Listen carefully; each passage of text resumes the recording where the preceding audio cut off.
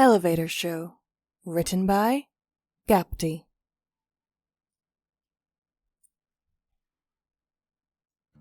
Trixie looked at the corner of the screen and groaned. How was it possible that time was moving so slowly? She was sure at this point that her boss rigged the clocks to keep his workers at work longer. Her elbow on the table, she rested her head on her hand and scrolled down the spreadsheet, adding more rows for each invoice. The numbers seemed to blend together into an unintelligible mass, forcing her to double back frequently to check for mistakes. She had always hated numbers, even back in Canterlot High. With a chuckle, she remembered her desperation when she climbed up a tree to ask some birds for help with trigonometry. All because she had seen Fluttershy chatting with them during a quiz. Typing in the numbers, she idly reached for her coffee cup.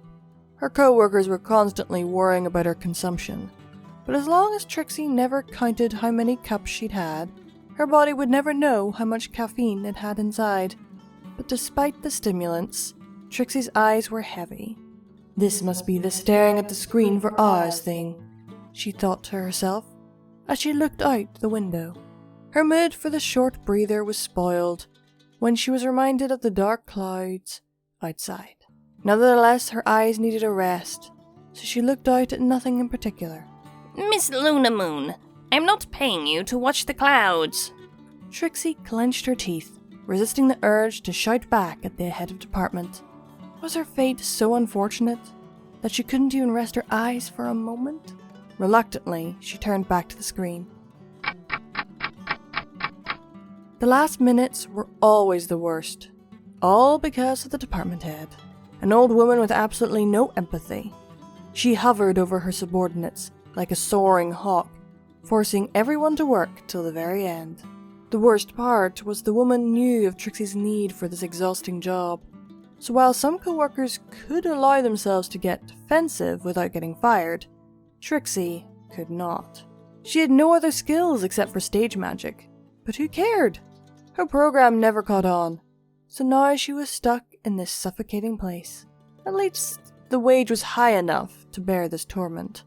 As soon as her shift ended, Trixie turned off her computer, packed her bag, and charged out of the office, not caring to clean up her desk. This wasn't something anyone could force you to do. She went straight to the elevator, mumbling goodbyes to her co-workers on their way out. Sometimes when her legs felt like they needed the break for the 8 hours of sitting, she used the stairs. Today, she just wanted to get home as soon as possible. She pushed the elevator button repeatedly, but it took its time to appear. Finally, the doors opened, and to her surprise, she saw a woman with a child. That was new. Usually she met either cheering co-workers who annoyed her with mindless small talk, or others who were just as tired as herself. She walked into the elevator and the doors closed. The child, a boy, probably around the age of 6, fidgeted and stared at Trixie. Hi, he greeted her. Hello, Trixie replied warily. Who are you?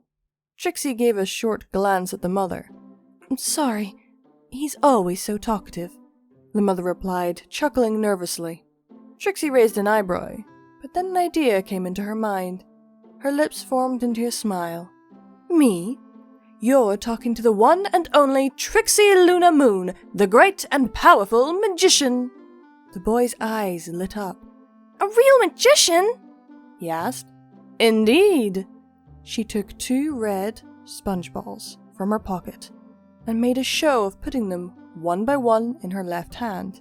Closing the hand and opening it again, only 1 ball remained. The boy's jaw dropped. What is gone? Trixie's grin widened. She reached behind the boy's ear with her right hand and pulled out another red sponge ball. Ah! The boy screamed, jumping back and waving his hand. But that's impossible! Oh? You think that is impossible? Trixie reached for the boy's hand and placed the 2 small sponge balls before closing it. Soon you'll really believe in magic. The elevator stopped and opened the doors, perfectly timed for Trixie to turn on her heels and walk away. Hearing the boy's sudden, excited screams upon seeing dozens of sponge balls appear in his hands, She couldn't help but smile in joy. Trixie pushed open the door to her apartment and threw her bag down to the floor. Heading straight to the fridge, she looked at what was inside of it. Maybe today she should finally cook something. After a short consideration, she took out the box with leftover pizza, grabbed a can of heavily sugared soda, and carried it to the living room.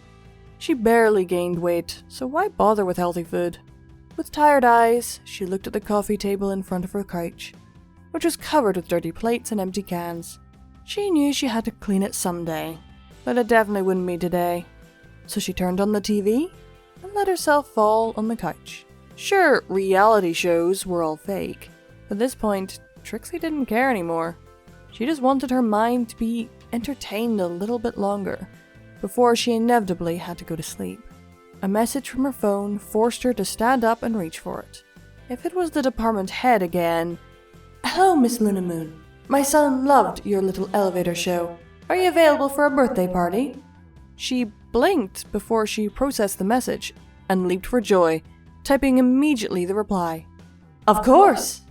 Waiting for an answer, she looked around and grimaced at the disgusting state of the room. She couldn't practice in a pigsty, nor was this place worthy of her greatness and powerfulness. Today, this room will be cleaned.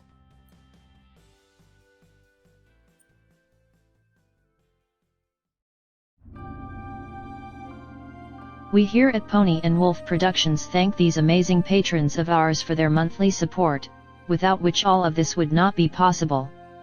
We sincerely appreciate it, and every dollar helps, is needed, and will be used to keep us going to produce audiobooks for your continued enjoyment. It is, now more than ever, important that you support your favorite creators if possible, due to YouTube changing in a way that is not very friendly to content creators. Especially small content creators, like us. In recent months, the names you see on screen have enabled Midnight and Visual Pony to keep going and only having to sell off part of their belongings to not end up on the street. As an incentive for everyone, Visual Pony has broken a vow and has promised to read and record Fallout Equestria, Murky number 7, should the monthly support reach $1,500. To be clear, this is the absolute minimum amount needed to keep the apartment and all bills paid without starving, while a production of this size is ongoing.